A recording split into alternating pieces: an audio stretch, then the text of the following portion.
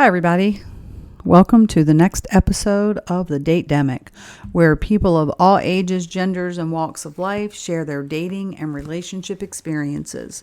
Opinions, perceptions, and experiences. That's what it's all about, folks. The end game here is to hopefully help people better understand each other, whether you've been in a relationship for years, or developing a new one, or just starting to date. We've got you. I'm Rhonda. I will be your host today and every day. Today's topic is single and over 50. The reason I chose this topic is because I had an experience a couple of days ago in the grocery store. So I'm standing in line and there's a lady in front of me and she's fanning herself. And I looked at her and I laughed and I commented and said, "I feel your pain." And she said, "No, you don't, honey. You're too young." And I said, "What? I'm 52. I'll be 53 soon. And I know all about hot flashes. I know them all too well." Well, she couldn't believe I was a day over 30. She had to get past the niceties. At which point she proceeded to tell me that she felt like she was 100 and she was pretty sure that she looked 100 too. She told me she had really been going through a rough time. She had been separated from her husband for the last 2 years. And now her kids wouldn't talk to her. They were mad and upset that she had left their father. She said they had been married for 24 years. She said that she had stayed in their relationship as long as she did for the kids. And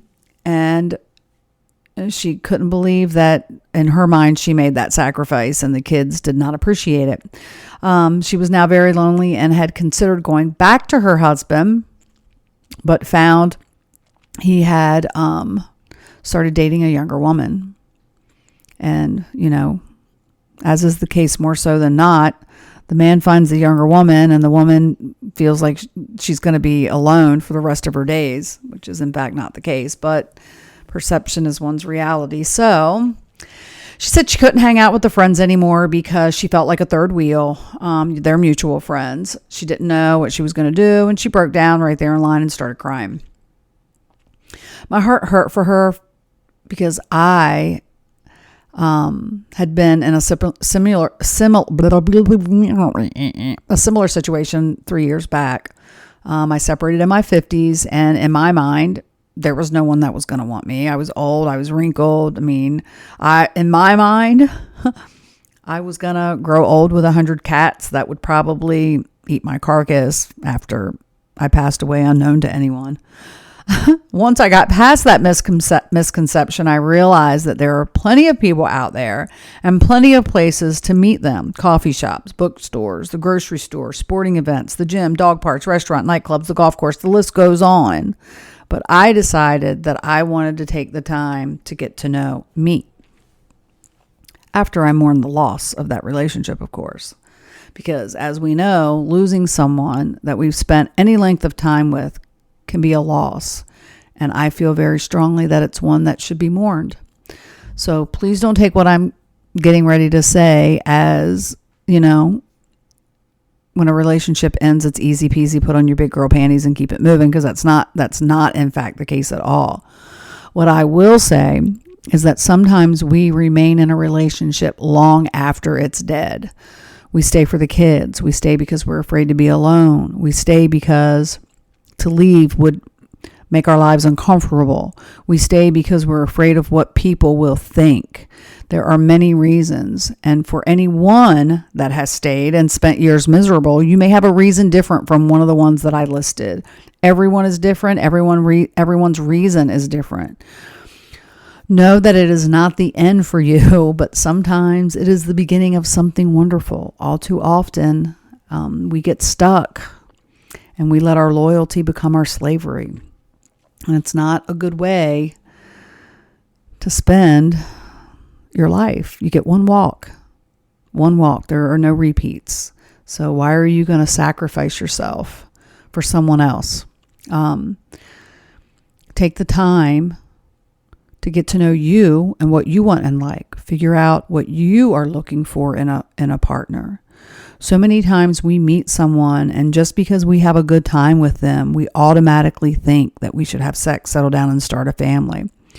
And doing all that is fine, but sometimes just doing one of those is fine too. Just because you have a good time with someone does not mean that they are your person. It just means you found someone that you can have fun with. And I think a lot of times we start out with fun and we think that's our person. And 3 years in, we realize that, okay, the honeymoon's over. Come to find out that really wasn't our person. Some people are not meant to stay in our lives. I'm a firm believer that everyone has a purpose, a reason for crossing our path, whether it be we gain knowledge from them, whatever the reason may be.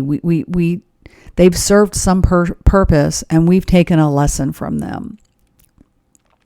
We need to stop hanging on to just anybody because we don't want to be alone. If you never believe another thing you hear, believe this: being alone is actually quite wonderful. You don't have to do anything you don't want to do. And the only person you have to compromise with is yourself. And sometimes by taking this time, it gives us a chance to take a look in the mirror and see the faults looking back and work towards improving ourselves. Not only do we see our faults, but we get to see our strengths, our beauty. It gives us a chance to see ourselves through our eyes and not the eyes of others. And you might find that by doing this, you fall in love with the person looking back. Do yourself a huge favor and give yourself time to mourn the loss of your partner, and then give yourself time to love the person that you are. If you find yourself single at any age, try something new. Do what makes your heart smile. Find you and enjoy you. Challenge yourself to try new things, talk to new people, and engage in unfamiliar situations. There are plenty of perks that come along with being single. You have the freedom to choose where you live, what you do, and you don't have to deal with the stress or annoyances that come with relationships, because let's face it, relationships are work. You can now put yourself first. Take this time to declutter your mind and your home. Add an exercise regimen to your daily. Reach out to family and friends if you're feeling lonely. Pursue a new interest: cooking, gardening, crafting. Join a club, take a class. Take yourself to a movie. Go hang out at the bookstore. Go shopping. But do yourself a favor and do it with just you. I feel that we try so hard to make everyone else happy that we lose sight of what makes us happy. Look, I've always been a 60-40 kind of girl. I'll give you 40, but I'm going to keep 60 for me. And some people would say this was selfish, but if you think about it, it's like this. If you're giving everyone else more than you're giving yourself, who is the winner here? It's not you, and it's certainly not them, because if you're making yourself happy, if you aren't making yourself happy, how can you make anyone else happy? Keep 60 for yourself. Take the trip, buy the motorcycle, purchase the camera or the Jeep. Take a class, whatever it takes, because in the end, if you aren't taking care of your mental and physical well-being, who will? I've given my kids a solid 40, but I can tell you there are people out here giving their kids a solid 100 that will never be appreciated for it. And then you have people that are giving 100, but it's not a solid 100 because mentally they aren't there. They may be getting 100%, but 100% of what? Ask yourself that. 100% of someone who's miserable? 100% of someone who checked out a long time ago? 100% of someone who feels like they gave up their life? That's not 100%, folks. Give them that 40% that is happy, that 40% that wears a smile, that 40% that can share good shit with their kids. Not this woe is me, oh my gosh, the sky is falling shit. Because that's not a good 100%. So you got a good solid 40 or you got a shitty 100. I'm sorry, I'd rather take the good solid 40. The bottom line is there's a lot of bottom lines, but I'm going to start here. Trusting God's timing. The right one will come along when it's the right time. Don't settle out of fear or loneliness. Don't look at this time as something bad, but as a new beginning for you. Baby steps, people. There's no rush. Be okay with being single. Let me repeat that. Be okay with being single. It is okay to be single. Just because you're single doesn't mean you're going to grow old alone. It just means that you have the opportunity, and that's how I look at it. I look at it as an opportunity to take some time for you.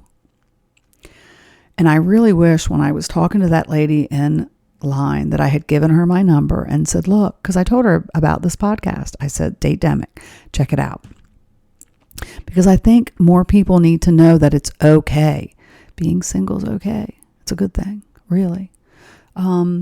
Anyway, I know it's another short one. I'll have a guest soon and it'll run on and on and on and on and on. And 20, 30 minutes in, you're going to be going, oh my gosh, is this podcast ever going to end? But look, if you have any thoughts on today's podcast, please leave feedback. Or if you have a topic that you'd like me to cover or a story you'd like for me to tell, shoot me an email. I'll leave that email address in the comment section. And again, be okay with being single. Now, I don't have time for this shit.